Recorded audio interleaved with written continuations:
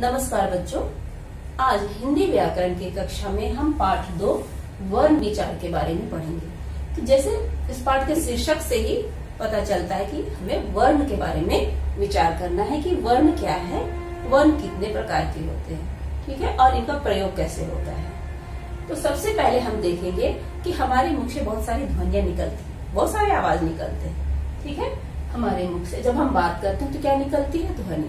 और इन्हीं ध्वनियों से क्या बनती है? भाषा। और भाषा के लिए हम जिन चिन्हों का प्रयोग करते हैं, या भाषा को लिखने के लिए जिन चिन्हों का प्रयोग करते हैं उसे ही वर्ण कहते हैं, ठीक। तो वर्ण एक शॉर्ट परिभाषा हम कहेंगे तो भाषा की सबसे छोटी इकाई ही वर्ण कहलाती है। बच्चों, इस संसार में मनुष्य अपने मुख से जो भी ध्वनि निकालता है बात करने के लिए, अपनी बात दूसरे तक पहुंचाने के लिए भाषा का उपयोग करता है, वही वर्ण कहलाएंगे। जब कोई चिड़िया चींची करती है, या कोई गधा रेंकता है, या शेर दहाड़ता है, तो ये जानवरों के मुख से निकलने वाली ध्वनियां भाषा नहीं कहलाएंगी, उनकी बोलियां है वो, है ना। जानवरों की अलग बोलियां हैं, पक्षियों की अलग बोलियां, हर जानवर की अलग अलग आवाज है, अलग अलग बोलियां हैं, ठीक। मनुष्य ही ऐसा प्राणी है जिसके मुंह से वाक्य निकलते हैं, शब्द निकलते हैं, तो मनुष्यों के मुख से निकलने वाली ध्वनियां ही वर्ण है, ठीक है। अब हम देखेंगे कि किस तरह से हम भाषा की सबसे छोटी इकाई को वर्ण करते हैं। जैसे हम जानते हैं कि क एक व्यंजन वर्ण है, ठीक है। सबसे छोटी इकाई हम क्यों कहते हैं, ये जानने के लिए आपको इसका विच्छेद करना होगा।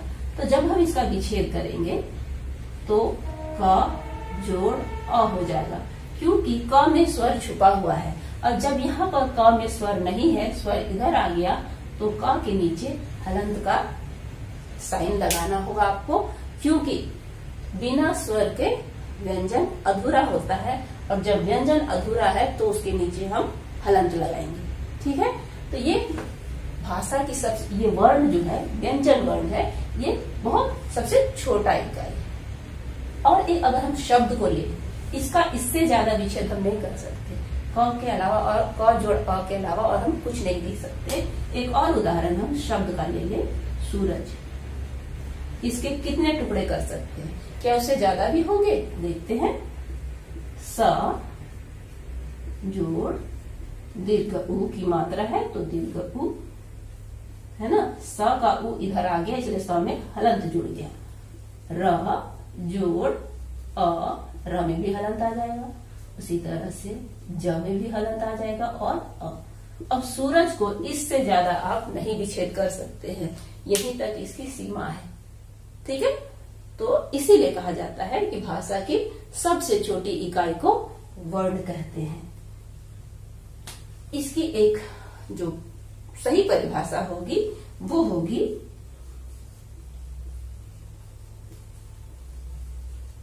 जिस ध्वनि के टुकड़े नहीं किए जा सकते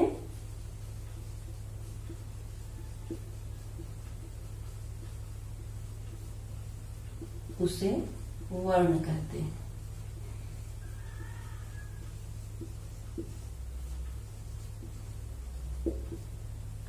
अब हम देखेंगे कि वर्ण कितने प्रकार के होते हैं, ठीक। तो जानिए बच्चों, वर्ण 2 प्रकार के होते हैं।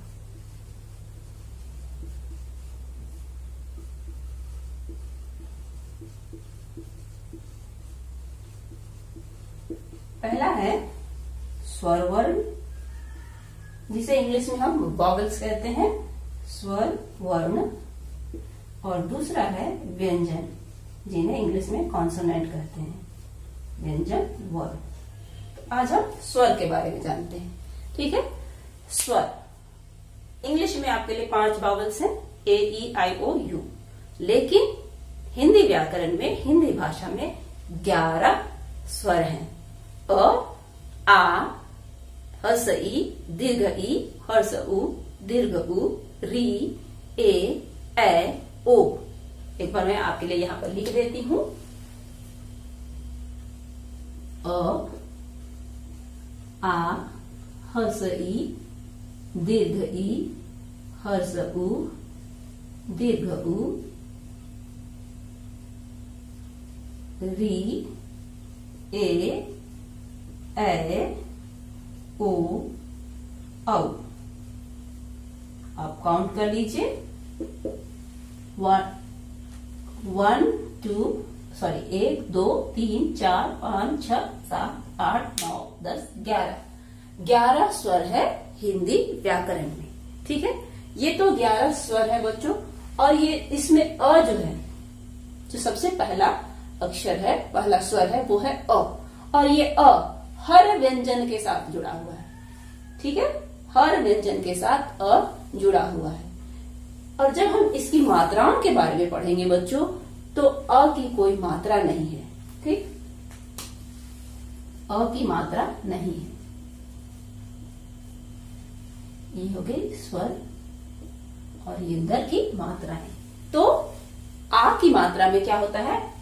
आकार, है ना, आकार की मात्रा। इसमें ईकार, हर्ष ईकार, हर्ष ईकार क्या होता है? किसी भी वर्ण के आगे लगता है। ठीक है, फिर दीर्घ ई की मात्रा तो वर्ण के पीछे लगता है। इसको आप लोग छोटी ई कहते हैं, इसको बड़ी ई कहते हैं। नहीं, हर्स्व ई, दीर्घ ई, ये अपने आप बोल रहा। दीर्घ मतलब लंबा, हर्स्व मतलब छोटा, लघु। उ, हर्स्व उ, तो हर्स्व उ की मात्रा नीचे, किसी भी वर्ण के नीचे में हम इस तरह से घुमा देंगे। यहां से शुरू करेंगे और लेफ्ट घुमा देंगे। ठीक है, तो वो क्या हो गई? हर्स्व उ की मात्रा, छोटी उ की मात्रा, जिसका उच्चारण हम उ करेंगे। लेकिन जब दीर्घ उ आएगा तो इसी उ को हम दाहिनी ओर घुमा देंगे, नीचे की ओर, और इसकी उच्चारण जो होगा इसका वो लंबा होगा, उ। ठीक है, ये क्या हो गया? कुत्ता, कुत्ता। कूक, सुनाई दे रहा ना? कुत्ता, कूक। तो दोनों के उच्चारण में अंतर देखिए। इसमें छोटा सा उच्चारण हो रहा, आवाज थोड़ी छोटी सी आ रही, इसमें लंबी जा रही है। फिर आती है री की मात्रा। ये भी किसी भी शब्द के नीचे में लगता है। जैसे अगर क लिखे तो इसके नीचे लगा दिए, और अगर ख लिखे तो इसके नीचे लगा दिए। ठीक, ख में ज्यादातर ये नहीं लगाते हम, ग में ग्रीक लिखते हैं तो ग्र। अब देखिए ए की मात्रा। ए की मात्रा कैसे होती है?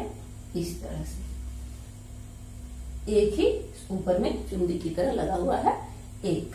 और जब ए आ जाती है तो ये क्या हो गया? सॉरी, यहाँ पे दो आ गए। यहाँ एक था, ए में दो आ गए। तो यहाँ पे अगर लिखेंगे केला तो क में एक के, केला। और ये कैसा, के, कै, सुनाई दे रहा। फिर आती है ओ, कोयल। फिर आता है औ। यहाँ पे दो, एक है तो कोयल, दो है तो औ, कौवा, कोयल, कौवा। तो इन शब्दों के उच्चारण से आप समझ जाइएगा कि इनकी मात्राएं आपको कहाँ किस तरह देनी है। ठीक है बच्चों, आज के लिए इतना ही। अगले वीडियो में हम पढ़ेंगे व्यंजन वर्ण के बारे में, कि इन व्यंजन वर्णों का हम किस तरह से उच्चारण करते हैं और कौन कौन से मुख के अंग इसमें उपयोग में लाए जाते हैं। तब तक के लिए धन्यवाद।